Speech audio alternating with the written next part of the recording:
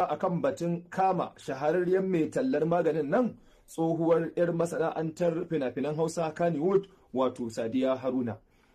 Duk wanda yake bibiyar social media kuma yake leka abubuwan da suka shafi bidiyo musamman a cikin manhajar YouTube da Facebook zai ke cin karo da wasu irin bidiyoyi marasa kan gado da wasu irin kalamai da wasu irin lafizza waɗanda sun saba wa mutunci, sun saba wa al'adar Bahaushe, sun saba wa addinin Musulunci.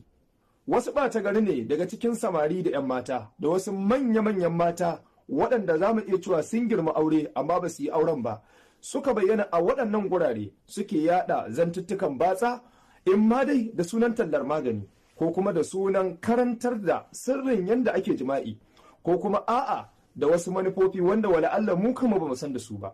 Domin kuwa ire-iren waɗannan abubuwa a wasu lokutan mukan tuhumi masu yi da cewa ta yiwu sun karɓo kwangila ne daga wajen makiya addini domin su yaɗa ɓanna su fesa guba a cikin zamantakewar al'ummar musulmi domin su lalata tarbiyyar samari da 'yan mata. Tun tsawon wasu shekaru da suka shuɗe a ƙasar Hausa akan samu wasu masu tallar magani waɗanda suke fakewa da tallar maganinsu suke yaɗa zantukan batsa gami da hotunan iskanci a cikin kasuwanni.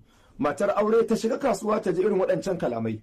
Budurwa mai tashan balaga, saurayi mai tashan balaga, yaro mai tasowa, yarinya mai tasawa, gaba ɗaya su ji irin waɗannan kalaman a cikin kunnuwansu. Hakan na iya tasiri akan zukatansu wanda zai iya bayuwa ga gurɓacewar tarbiyyarsu ko kuma ya sanya musu wasu wasi da jin wani sharri wanda bai dace a ce sun ji ba a cikin zukatansu. Domin sauke nauyin wannan amana da gwamnatin jihar Kano ta ɗora a wuyan wato hukumar Hizba ta ga ya kamata ta rika bibiyar masu irin wannan sana'a waɗanda suke fakewa a social media suke yada irin waɗancan miyagun ayyuka da masu tallar maganin kasuwa suke ainihin wato yadawa. Sadiya Haruna ɗaya ce daga cikin mutanen da hukumar take zargi da yada irin waɗancan miyagun ayyuka. Hakan ce ta sa hukumar ta kai mata ziyara wato ziyarar ba da zata sannan kuma ta damƙe ta kamar yadda Freedom Radio suka bayyana hakan a wani shiri na musamman da suka gabatar. Suka samu nasarar kame matar nan mai suna Sayyada Sadiya Haruna wacce aka fi ganin ta a shafukan sada zumunta, amma a wannan karo hukumar Hizba ta ce ta fuskanci cewar Sayyada Sadiya tana sanya wasu hotuna na batsa, hakan kuma yana jan hankalin al'umma. Da haka hukumar Hizba ta ga babu abin da ya dace face ta sa ta a cikin wanted list. Kuma Allah cikin ikonsa sai gashi da yammacin yau Sayyada Sadiya ta faɗa hukumar yan Hizba. Ana ma sa ran za a gurfatar da ita ne a kotun da ke harabar hukumar Hizba, amma kuma a wani tudu a wani gangare sai aka ji cewar hukumar Hizba ta danka Sayyada Sadiya a hannun jami'an 'yan sanda. Haka ne ya sanya filin inda ranka ya kokarin jin ta bakin kakakin rundunar 'yan sandan Kano DSP Abdullahi Haruna Kiyawa kan zargin da hukumar Hizba ta wa Sayyada Sadiya da ma jin matsayin kotun da za a mika ta, amma har yanzu bai magantu ba. Amma dandalin sada zumunta wani waje ne da shi ma za a yi wa mutane tambaya a ranar alkiyama a kansa, saboda wasu sukan yi amfani da shi ta hanyar da ta dace, wasu kuma aka san haka.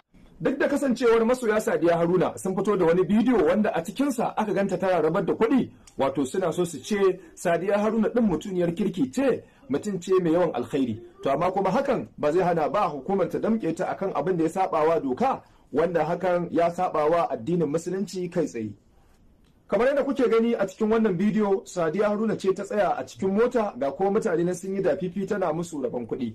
Babu shakka rabon kuɗi alkhairi ne, abu ne da ya kyauta a yabawa duk wanda yake rabawa ga al'umma a cikin irin wannan yanayin da muke ciki. In har dan Allah ta yi, to Allah Ubangiji ya saka mata da dubin alkhairi. To amma kuma mu gane wani abu, ire-iren waɗannan abubuwa da wani zai iya kawowa ya ce ai wane mutumin kirki ne. Hakan ba zai hana ba a hukunta shi akan abin da ya aikata na laifi. Bari in baku misali, akan samu mutumin da yake Kirista ne ba musulmi bane ba, amma kuma yana da yawan sadaka, yana da yawan wato ayyuka na alkhairi. Hakan ba zai hana ba Allah ya kama shi akan wancan laifi da yake aikatawa na shirka da Allah subhanahu wata.